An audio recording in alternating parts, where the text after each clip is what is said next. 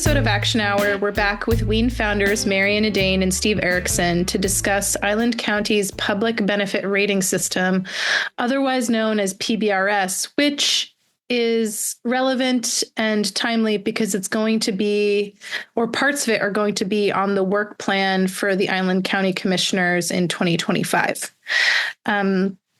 So to start off, are either of you able to give me a basic definition of what the public benefit rating system is? Quite a while ago in the 1980s, the state realized that if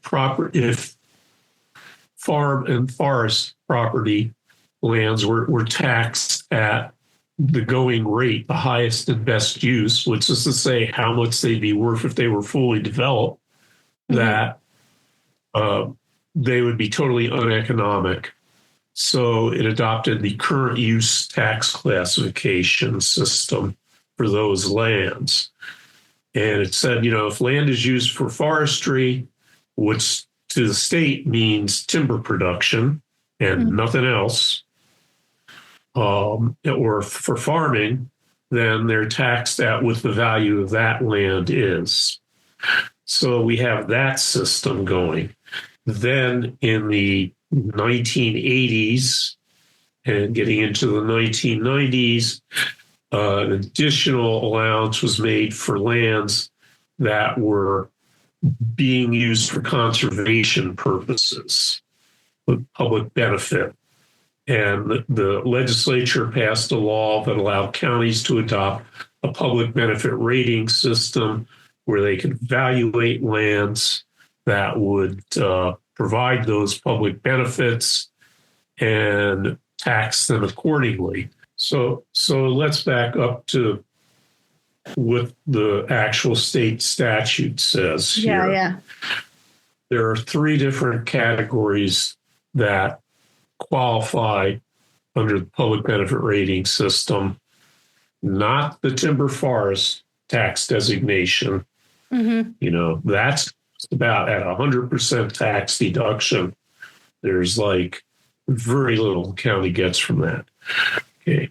So the three categories under public benefit rating system in the state statute are open space land, farm and agricultural land, timberland. Again, timberland is just for growing timber. Oh, but that is under the benefit ratings, the public benefit rating system categories? There is a category for forest land dedicated to timber production. But let's go back to that first one, open space land. Means any land so designated by an official comprehensive land use plan adopted by any state or county and zoned accordingly. So the county could actually designate areas by designation in the comprehensive plan and not have to do it parcel by parcel. Or B, any land area, the preservation of which in its present use would, one, conserve and enhance natural scenic resources, or two, protect streams or water supply, or three, promote conservation of soils, wetlands, beaches, or tidal marshes, or four, enhance the value to the public of abutting or neighboring parks, forests, wildlife preserves, nature reservations, or sanctuaries, or other open space, or four, enhance recreation opportunities, or five, preserve historic sites, or six, I think I have my numbers wrong here, but preserve visual quality along highway, road, and street corridors or scenic vistas. And then the last one is retain in its natural state tracts of land not less than 1 acre situated in an urban area and open to public use, or any land meeting the definition of farm and agricultural conservation land. As a condition of granting open space classification, the legislative body may not require public access on land classified under the part of the statute for the purpose of promoting conservation of lands. Okay. So you can hear pretty much that virtually anything, all the standard conservation purposes we can think of, plus historic sites. I might have dropped that one out. Yeah, No, you mentioned the historic sites. Okay. All of these are, basically environmental sorts of benefits, except for historic sites, arguably. Right, but there's a public benefit to historic sites. It may not be environmental, but there's some type of public benefit to having this. There's kind of, I want to focus kind of on forest here, because remember, we have this whole other statute that basically gives a complete property tax exemption for all practical terms to forest land being managed for timber production. Okay.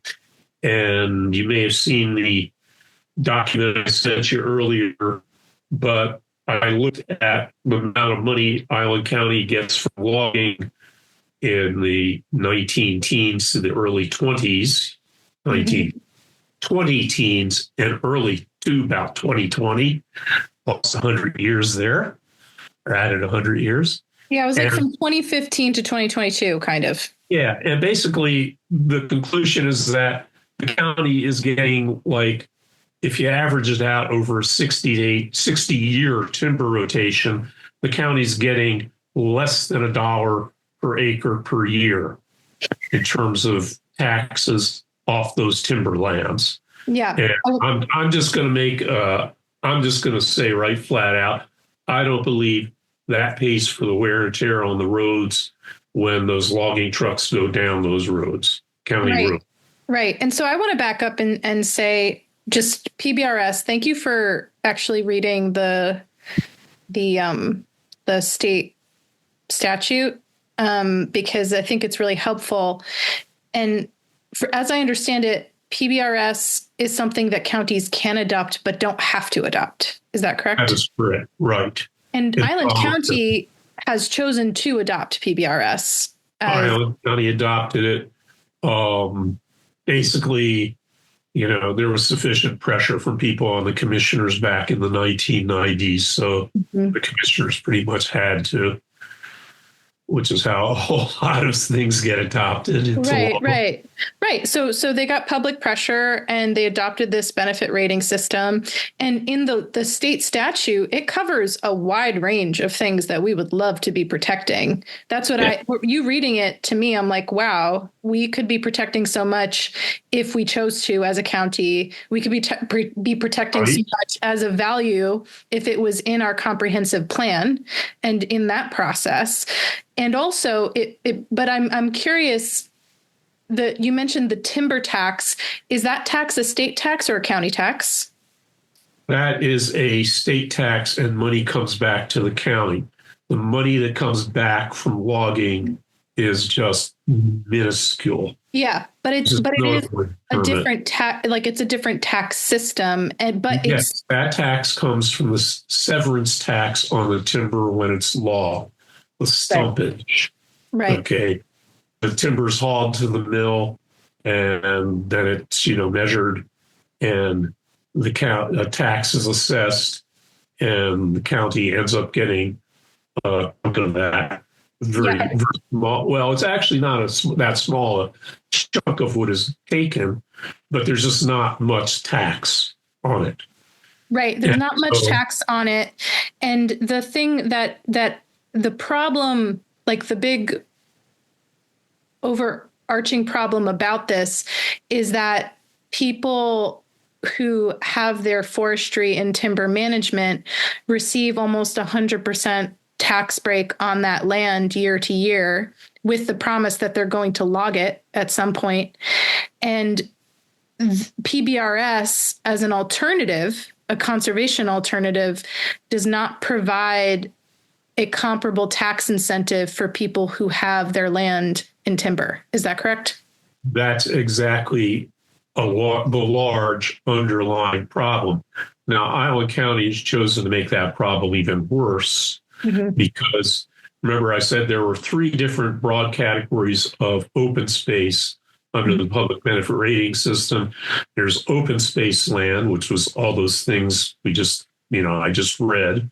There's farm and agricultural land, which is pretty much what you think it is. And then there's timberlands. Okay. Mm-hmm. And open space land and timberlands are separate categories.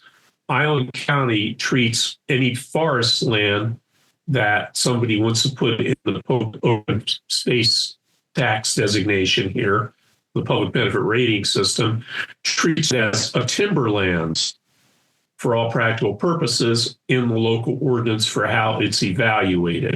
Now, if you look at the county's open space, public benefit rating system actual ordinance, which is Island County Code Title 3, 3.40 to be precise. Everything else, every other kind of open space, public benefit rating system lands, it describes actual lands like environmental areas that are good for wetlands, et cetera. With forest, you get forest stewardship program, timber management plan. It's a very bizarre the way it's written. It's a really poorly written ordinance, even just from the straightforward standpoint of trying to understand it. Well, yeah. I'm already confused by it because timber management is its own tax designation from a state standpoint. And so I'm confused as to why it's being framed that way in a county. Well, that's a really good question. People have been yelling, I will say yelling, screaming, talking louder and louder to the county commissioners for well over a decade now, saying we need to, give good tax relief to forest land owners who don't want to manage their land for timber, who are managing it for all those other things, wildlife habitat, carbon sequestration, watershed management, and are not going to log it. Okay? Because, the reality is that it's not as if the county is foregoing big timber tax benefit that it's going to get when it's logged. County's getting peanuts for that.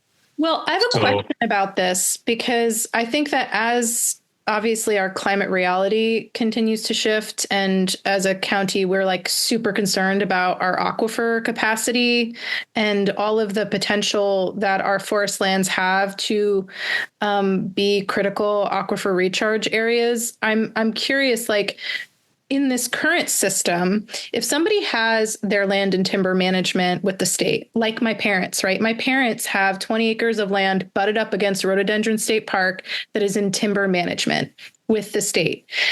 Do they pay any tax to the county for their land in that program? They pay the various levies, the school levy, fire and EMS levy, conservation futures, which is really the smallest part of any of them. And so they pay those, but they don't pay property tax.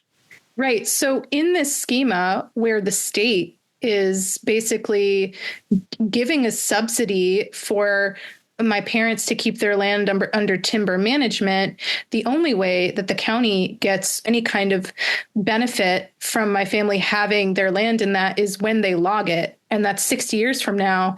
And it's really only like $1 an acre over that period of time, when they could be getting even like 20% tax. Like, say they were able to like give a really competitive tax break to somebody with 20 acres of land, and they were still getting a pretty good deal, per acre, but it was 20% or 30%, taxes year over year on 20 acres. That seems like it would, like, depending on how much forest land in Island County is under timber management, that could potentially like boost property tax. But it's not PBRS that those lands are designated under. For the designated forest program, a landowner only has to go to the assessor. There's no approval needed by the county commissioners like there is for the public benefit rating system. And it's basically automatic. The tax value that is taxed based on that timber, that stumpage, that timber severance tax is set at the state level. Counties can set their own, but that's, it's still pissant. Okay.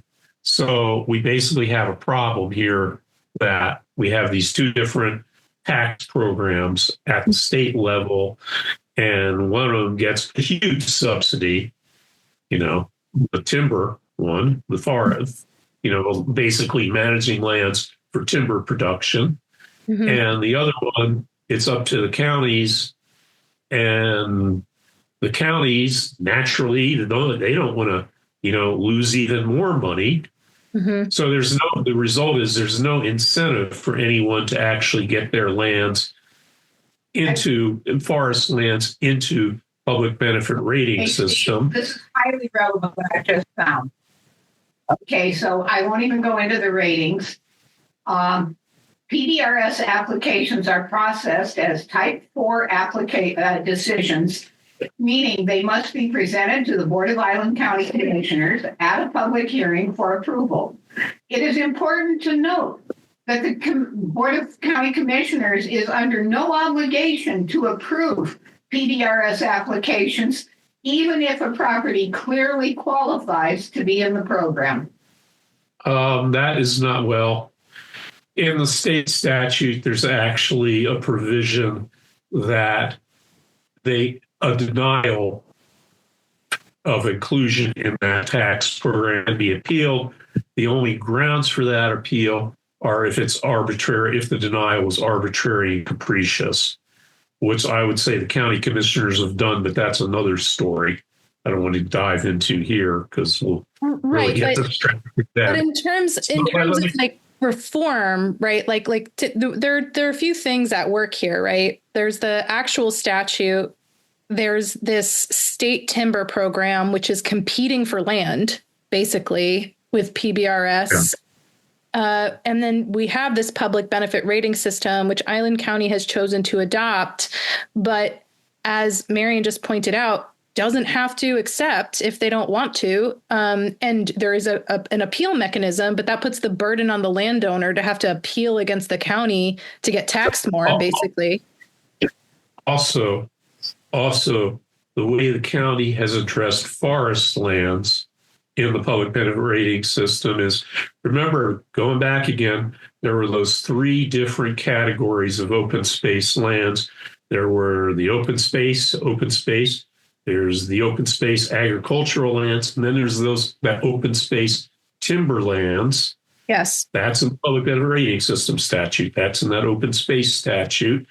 The county is treating forest lands in its code, in its rating system, only as if they were in that third category, timberlands.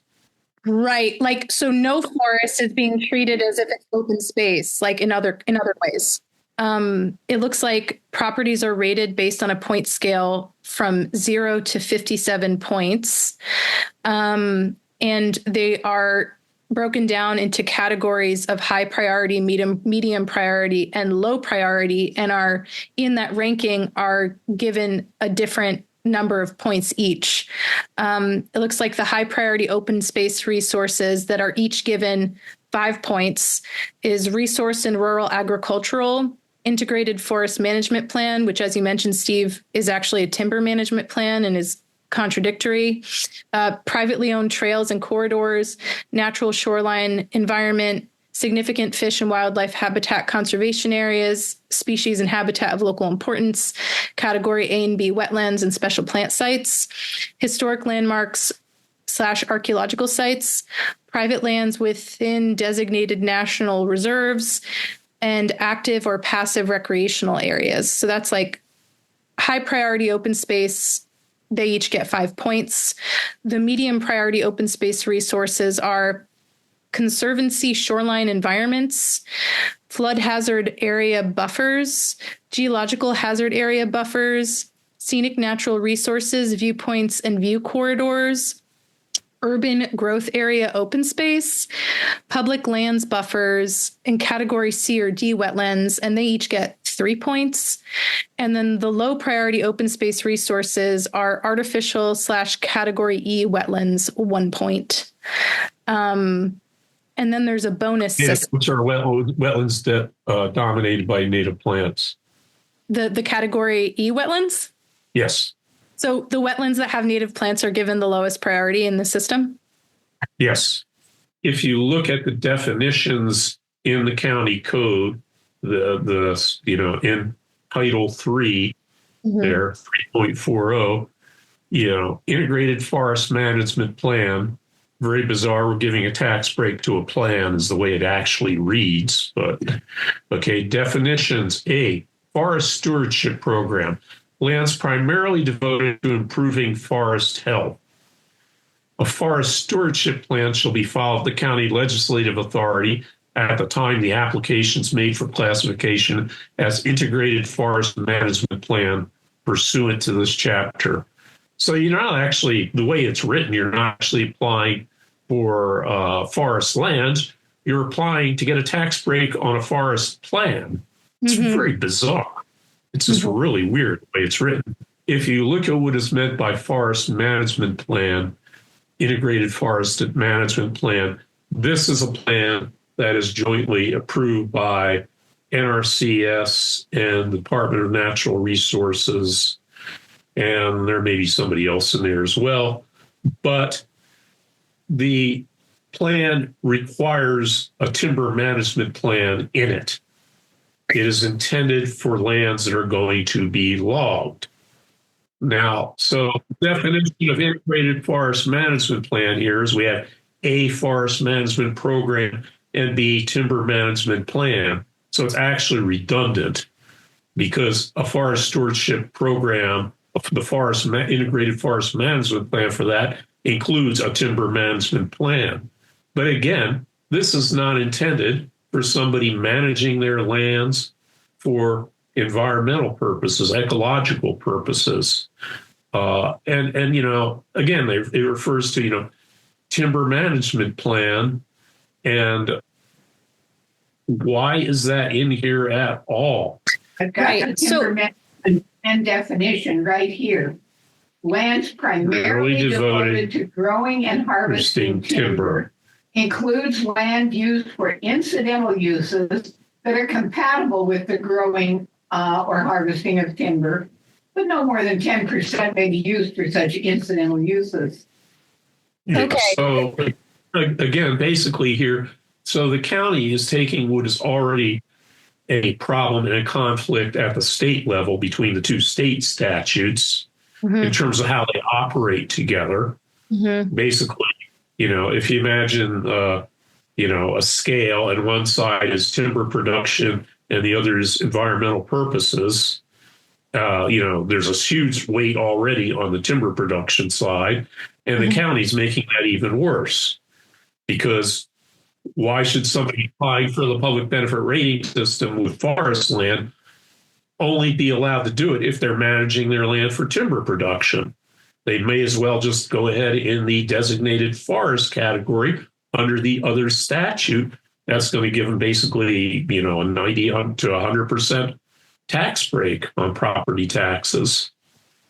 So what I'm hearing is that one of the foundational problems with county code is that it has no explicit code that has a framework for ecological forest conservation under the PBRS program, even though it could based on the state statute.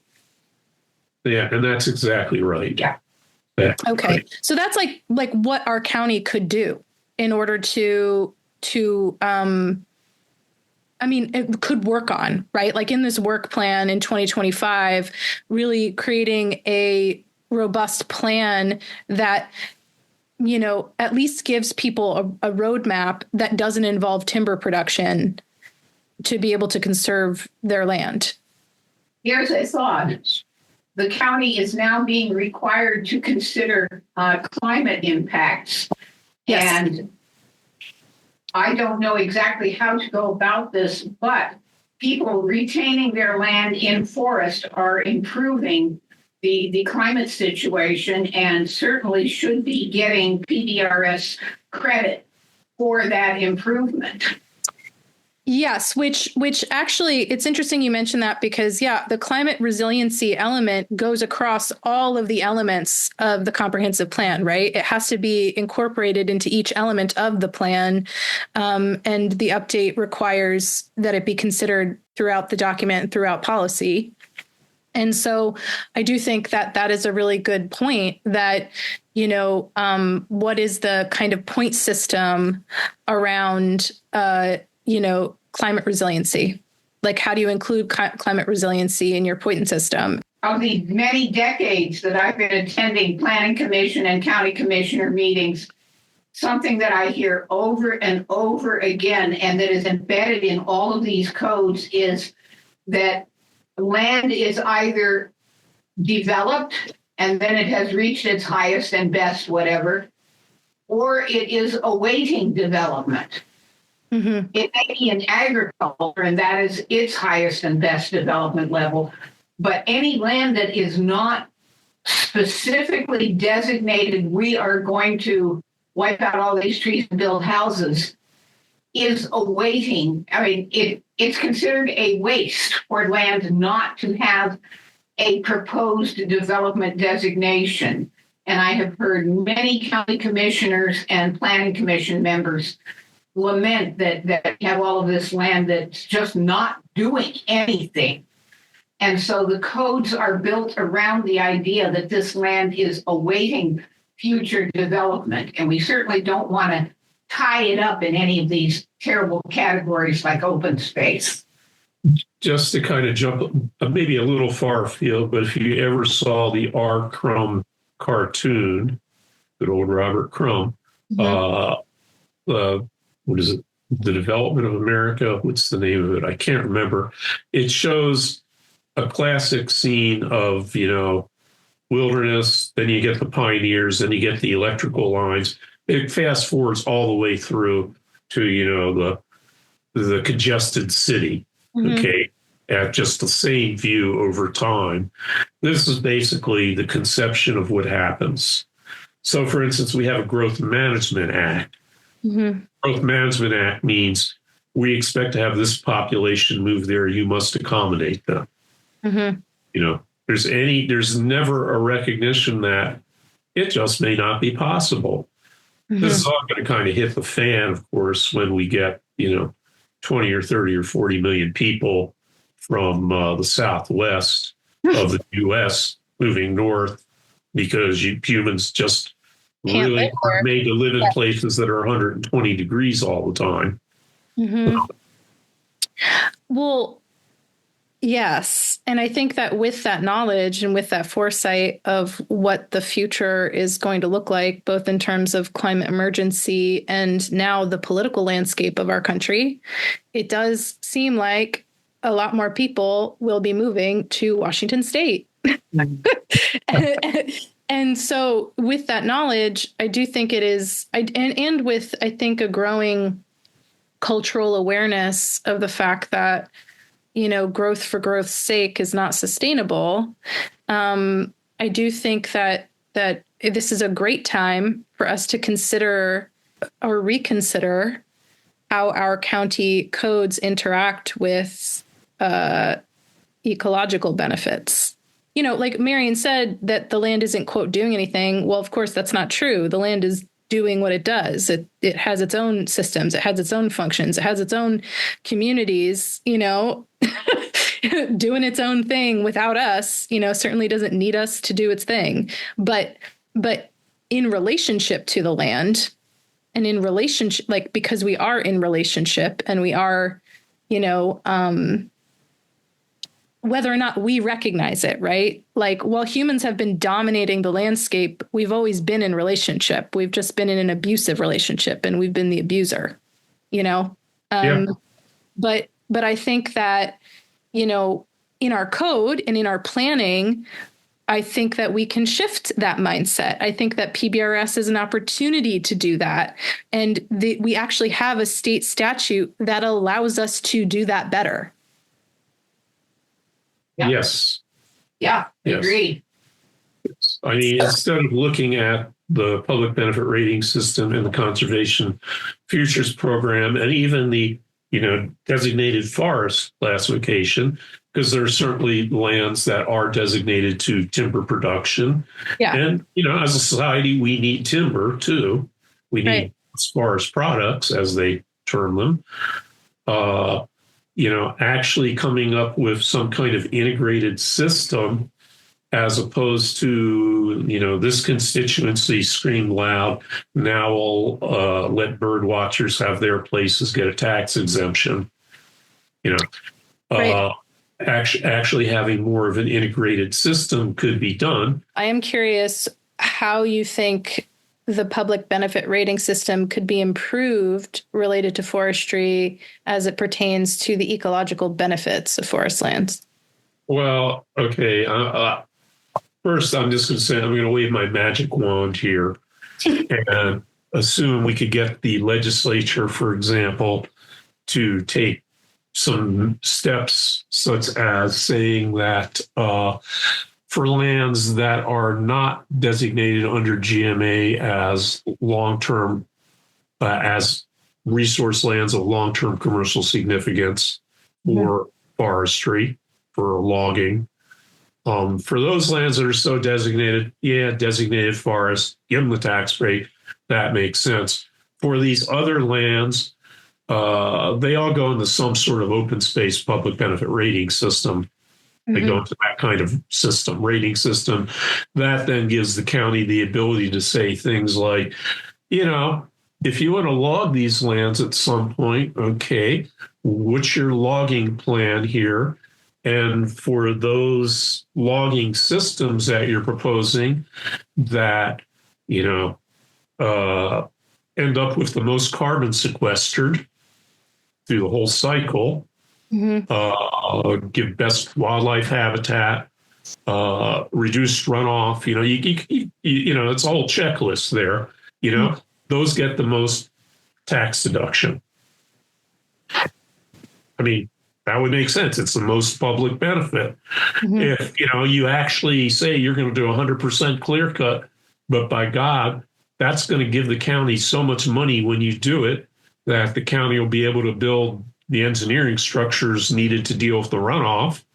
Well, okay, then that can get, a big tax write-off because you're going to get it later, right? Of course, that's not how it works, and there's really no way to do that.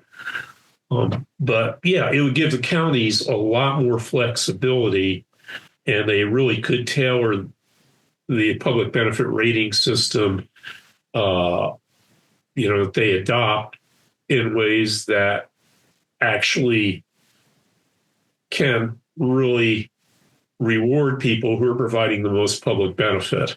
So I'd like to come in to make here. it equitable. Yeah. So one of the public benefits, back in 1989, Steve wanted to see 1/3 of all of the land in Island County protected and preserved in its natural condition. And a great many others have done that. E.O. Wilson and his Half Earth, even the federal government, 30 by 30. The idea that 30% of our lands would be protected by the year 2030. I would like to see part of the public benefit, that there be public benefit points, that this land is protected as open space and therefore part of that system. And that points be granted for that, for keeping the land in open space in whatever, whether that be habitat connectivity, all of the open space benefits that right now we're not seeing in the point system. Yeah, because there are quite a lot of public benefits that we're not seeing in the point system. Like you mentioned, just it being open space, full stop, points, right? And then as you talked about, the connectivity, right? Wildlife corridors, there are no points for wildlife corridors. Technically there's privately owned trails and corridors, but I don't know that counts. Yeah, and then I noticed you can get a couple of points for being next to somebody else in the PBRS system. or next to somebody whose land, a piece of land which is already theoretically protected. And to be fair, I'm looking at it, and privately owned trails and corridors does not include wildlife corridors. It says definition, privately owned trails and corridors that are publicly accessible and used for hiking, biking, walking, horseback riding, and jogging. The trails may vary in scale and surfacing and may also be used as a means of non-motorized transportation connecting one destination point to another. Streets, roads, and highways with widened shoulders or bike lanes are not included in this category. And neither are wildlife corridors. So it's not mentioned in the open space resources. I mean, I guess viewpoints and view corridors, scenic natural resources, viewpoints and view corridors. I wonder if that. Yeah, I've been through that one. So bonus systems, let's see, contiguous parcels under separate ownership, properties adjacent to a public or current use classified land. Mm-hmm. Those will give you extra points. I'm not sure this whole point system. There looks like there's drainage area points, which is interesting. I'm just curious also, in addition to the way the system is currently set up, like there are just questions about like, how is the system currently set up? How did they designate the point system? What's missing from the point system currently? And then also, are they actually using like this point system when applications arise? Because the only time that I've ever seen PBRS come up to the commissioners, it was a public park, basically, or a private public park. And I've never seen an application come through where they were actually considering, I don't know, like any of these other categories. And I suspect that has a lot to do with that nobody knows what this system is. Nobody knows what it is. Also, we've mostly been talking about the forest portion of this. Yes. I can say that, lots of these other categories here are equally as just flawed the way they're done. Mm-hmm. I mean, they don't make sense. What does it mean? Resources and rural ag lands. I mean, I think rural ag, okay, that's the zoning, but what is resources? What does that mean?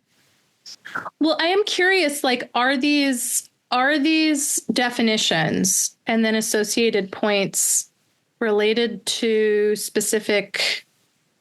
It looks like they're like going to RCWs for these.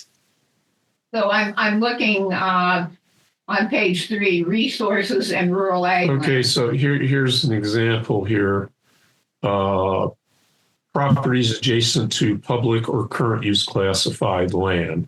Now, I mean, it's an ecological truism that connected lands are more valuable ecologically than disconnected lands.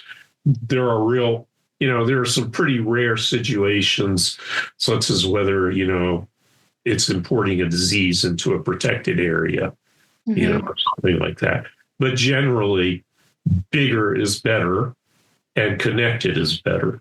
So properties adjacent to public or current use classified land, back last April and numerous times before then, I've suggested systems whereby properties applying for, the public benefit rating system would get points depending on how far away and how close they were to other protected lands, other lands in the open space system, or that are in the equivalent system.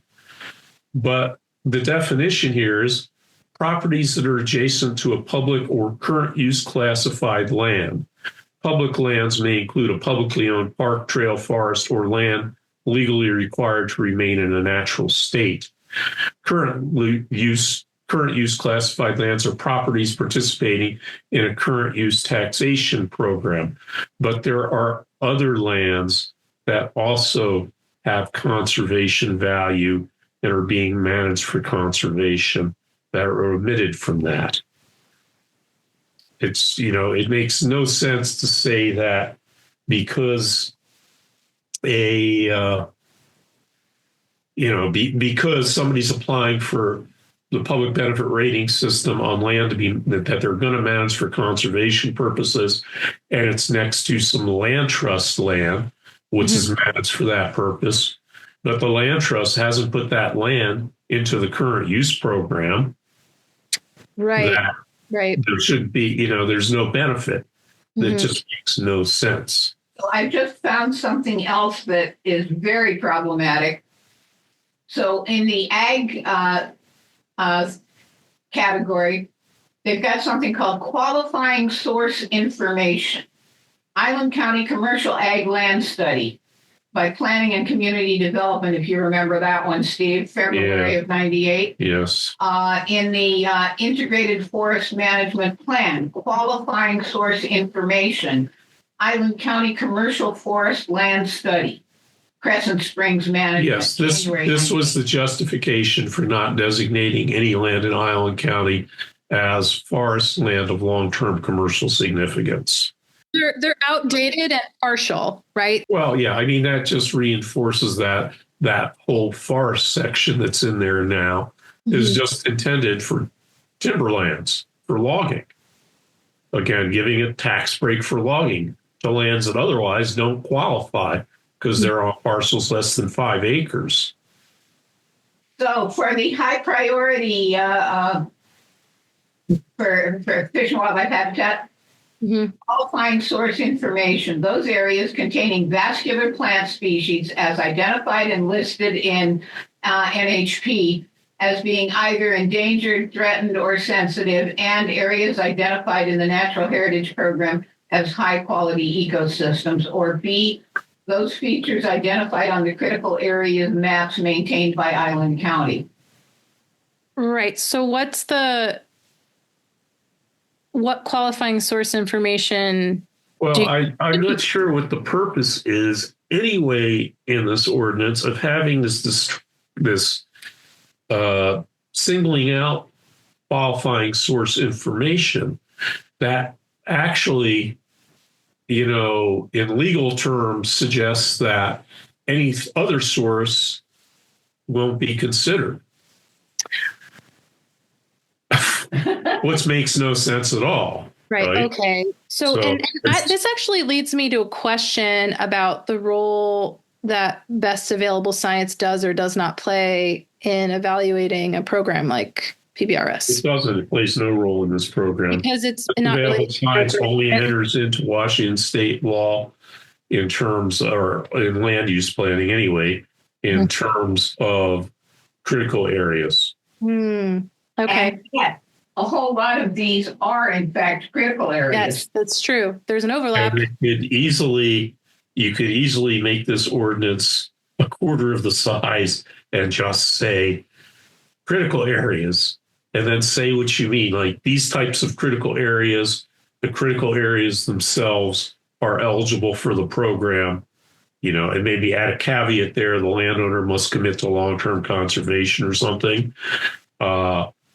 And these types of critical areas are not, but their buffers are, if their buffers are larger than, or if their buffers connect to, you could actually design a program there instead of this, mishmash, which is what it is. Yeah. I mean, I'm looking at another one, parks, and the qualifying source information. A determination by Island County Parks or by an appropriate Parks Department of incorporated cities or towns. So it seems like there's just a lot of room for improvement in this program. I will say that on a very basic level, I'm grateful that Island County chose to adopt this program because it did not have to. We pushed very hard. Well, thank you for that. But that's I think that, I don't know. I feel like in this moment in time, with what we know about the climate and what we know about development, and population growth, I think this is a really great program to be focusing on reform around. Oh, yeah. I think that it needs to be reviewed and revised and updated in light of new information, and to get rid of some of the weirdness that crept in over time. The weirdness and the inconsistencies, and make sure that it's streamlined with the actual statute, and and the various statutes it intersects with, I guess. And I do think I'm looking forward to us diving into this in the next year. I think we'll have a lot of opportunities to teach people about this program. And I do think that one of the things that I'm hoping that we can collaborate with the county on is public awareness around the existence of the program in the first place. Because like you said, we don't see very many of these applications come to the floor because nobody knows it exists. Yeah. Yeah, and one of the things that does need to happen, we need to be able to demonstrate that protecting areas in open space does not cost the county. Yes, it will get less tax income, but it will pay out a whole lot less. And I've seen plenty of studies, the difference between undeveloped and developed land, and I've actually, until Marianne, I have dragged every single tax assessor in front of the county commissioners in open public hearing and elicited from them the statement that development never pays for itself. Yes, when you put a house on that property, it becomes more valuable, but the services that are necessary from the county swallow up a whole lot more than the increased tax that house will generate. That is very interesting.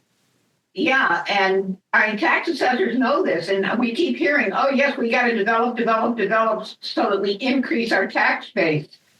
But that's not true. And there are many studies that demonstrate that. There's one from the year 2000, and it showed that in general, in Washington state, and it didn't consider all the costs, every new suburban house costs the public approximately $83,000 in new services that it will not get back in taxes. So the idea that by handing people a tax break through the public benefit rating system is somehow a cost is not true. But it's something that we will have to demonstrate. Yes. Hey, here's what we're saving by not having to build more schools and more roads. And here's what we're gaining through the ecological and climate benefits of maintaining that land the way that it is. Yeah. But I think that will be very much a part of the conversation.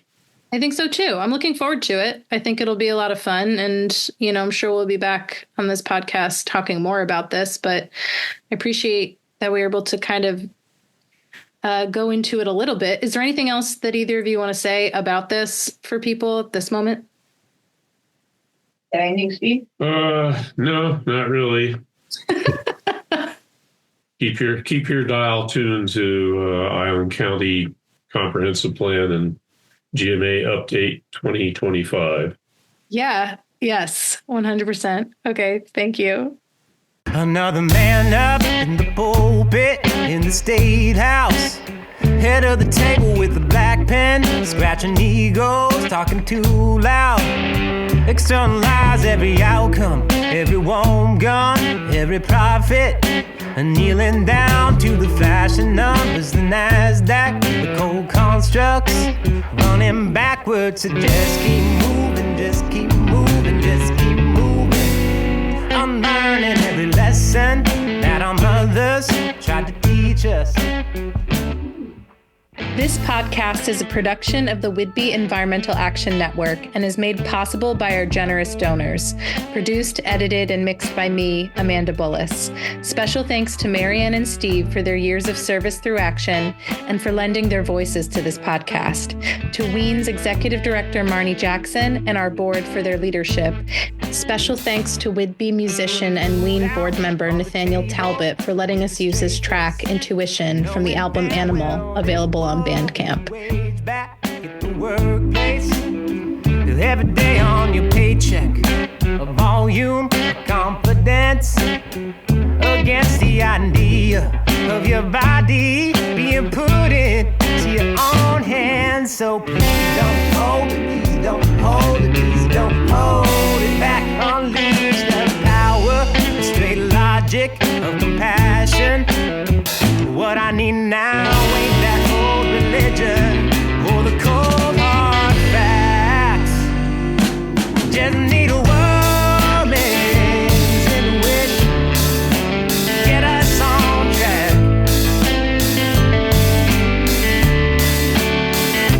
Just need a woman's intuition, get us on track.